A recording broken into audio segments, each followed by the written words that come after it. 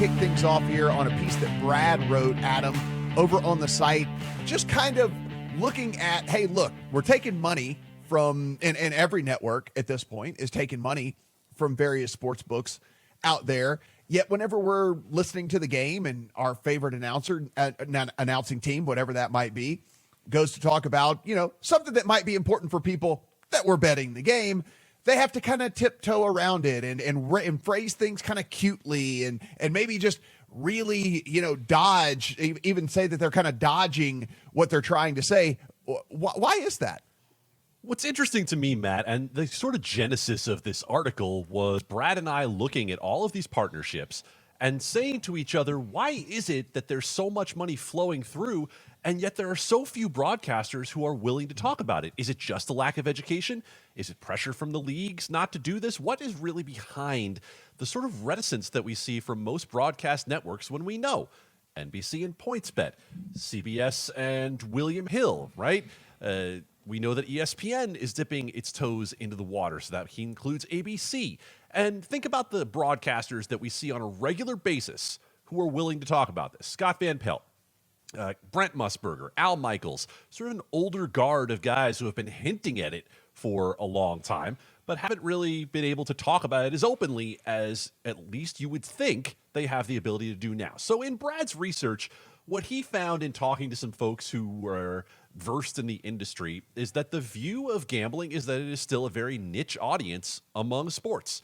That when you talk about a Monday Night Football broadcast, that you're talking about folks who only a very small segment of them are interested in gambling talk. And I guess that's really tough to measure, isn't it? I feel like that's not necessarily the case, but it is the safer play for networks to sort of slow roll into having sports betting talk, in addition to the mass of sports betting ads that we see on most of NFL broadcasts and now NBA, Major League Baseball, etc. The notable exception, and part of the reason we're talking about this today, is the NCAA, which announced, I'm going to say laughably, that they were not going to air any ads for sportsbooks during March Madness. Wink, wink. There's not any betting going on. Wink, wink. Yeah. But hey, come play our free-to-play bracket game. Yeah, only the biggest gambling event there is on the sports calendar. Whenever you start from the opening tip to the end championship game, only bigger than the Super Bowl. Yeah, no big deal. It literally would not be something. I mean, it would still be big, I think, but it's an office pool event. Like, there are people who won't watch a lick of college basketball the rest of the year that will fill out a bracket and plop a few dollars on it. And I mean, we can call that gambling or not. It's gambling. Yeah. It's, even though it's not gambling at a regulated sports book, but it like this, like, and I noted that I went to the NCAA site, looked at their bracket page, and it says, don't bet on it. Even as the NCAA knows this is a betting product. Like, it's definitely ostrich head in the sand stuff for the NCAA still. Like, fine, don't have ads on your actual broadcast, but this is a gambling product. It is almost more of a gambling product than an actual sporting event, which is not really the case in anything else. Like, this has gotten big because of, I'd say, the gambling that happens on it, both regulated and via office pools. And Adam, like, we should at least mention that there have been at least some attempts at this, but it would be a separate product, not the main product, where a network such as ESPN, which has the broadcast rights to basically everything on planet Earth, they have run, ESPN2 simultaneously with whatever's going on ESPN. Our buddies, Doug Kazarian, Joe Fortenbaugh, have done, betting broadcasts for actual game feeds and things like that. So it's not like it hasn't happened in an ulterior form. It just is not really, laced into the main broadcast. Right, and that's what we've seen the efforts be up until this point, Matt. We have in the article talk from NBC Sports Philadelphia of them having done alternate broadcast for 76ers games, where they talk more about the betting angles to it. And I think part of what we get into is this fear that the broadcast is going to devolve into a bunch of numbers that people don't understand. And I think that's where the education piece comes into this, right?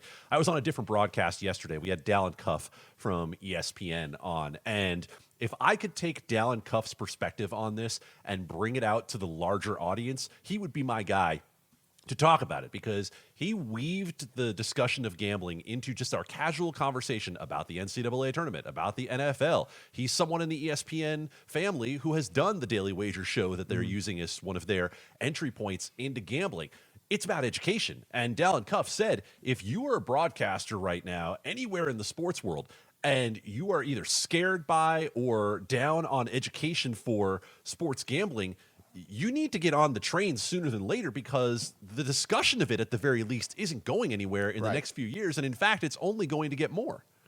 And you know, look, if you guys have ever followed me, you know, look, I've done a television show that was based around sports betting that the network tried to kind of work in and all that stuff, but it was a network that the rights at the time we weren't able to like do specific games and things like that. So we just kind of talk about things just in general with all of that. And it's very, very hard. And so it is, if you can find a way to just naturally do it into the normal broadcast, like you said, Adam, without it being just over the top, without you just beating people over the head with it, I think people have started to come around. I understand I live in the bubble. If I feel like it's been here forever.